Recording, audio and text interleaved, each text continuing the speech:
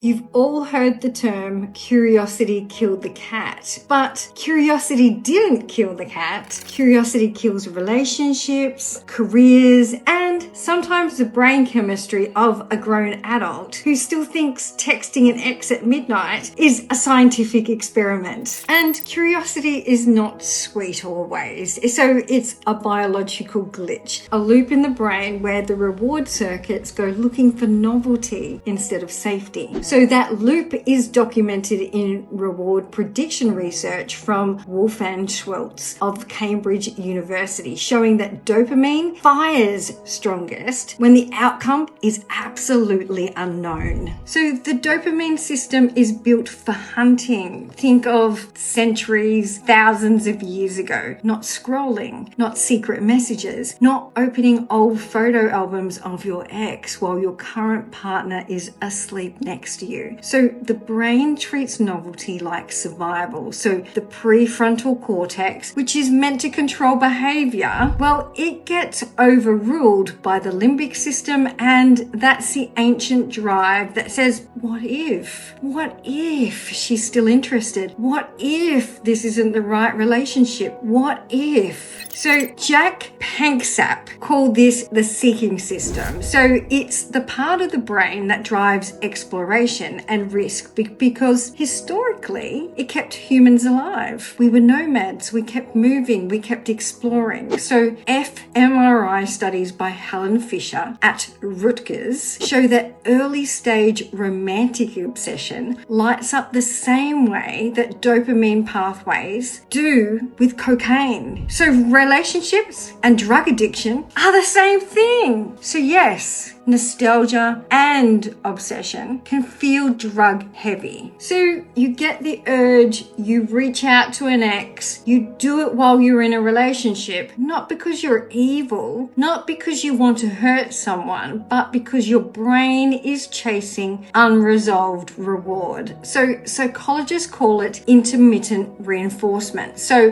one time that person fed your ego and your fantasy. So the brain stores that like a buried treasure, and it goes digging for whatever life feels flat. When it feels completely flat and you need that hit of dopamine. B.F. Skinner proved intermittent reinforcement creates the strongest behavioral loop. So the uncertainty of the reward is more addictive than getting the reward itself. So later research from Schultz and Montague on dopamine, well, that shows that coding shows the brain records that hit as possibility, not as memory. So for a person that seeks novelty, this is not everyone. So going behind your partner's back is the same mechanism. So the brain loves the hidden tunnels. Secrets create emotional intensity. The forbidden pathway spikes dopamine higher than loyalty, and people confuse the chemical rush with that connection. It's not love. It's the self-made pressure cooker. So studies from George Lowenson at Carnegie Mellon show that secrecy itself increases emotional intensity due to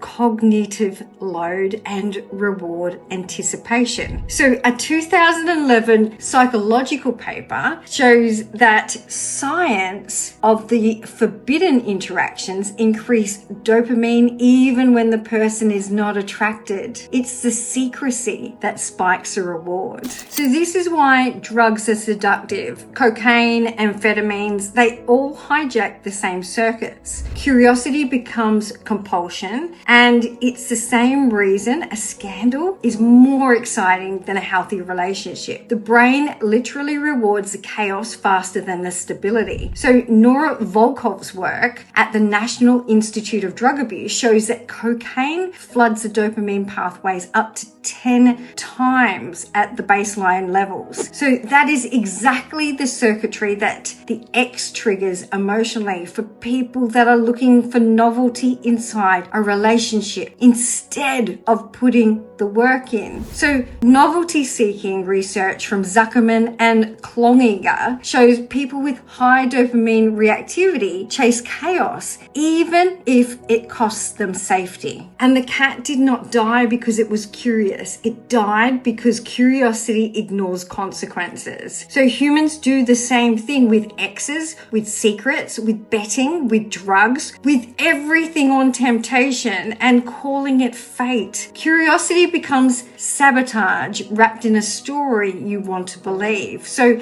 the brain builds a narrative afterwards to protect your ego. And Daniel Kahneman and Amos Tversky, they called this the narrative fallacy. You explain the behavior after you do it. And the story becomes the psychology, the behavior is the chemistry. And like everything, when you direct something, especially curiosity, so curiosity is powerful when it's pointed forward. So it fuels discovery, adventure, decisions. So that turns into chapters pointed forward. It puts you in motion, creates momentum, and it gives your nervous system something new to build. So it destroys when it loops back and only to chase their old feeling. So that turns uncertainty into sabotage. But looping back for clarity or truth is different. That is how you and the cycles break instead of repeating them. And these are all legitimate scientific references that are tied directly to curiosity. And if you're interested, I'll drop them below the video.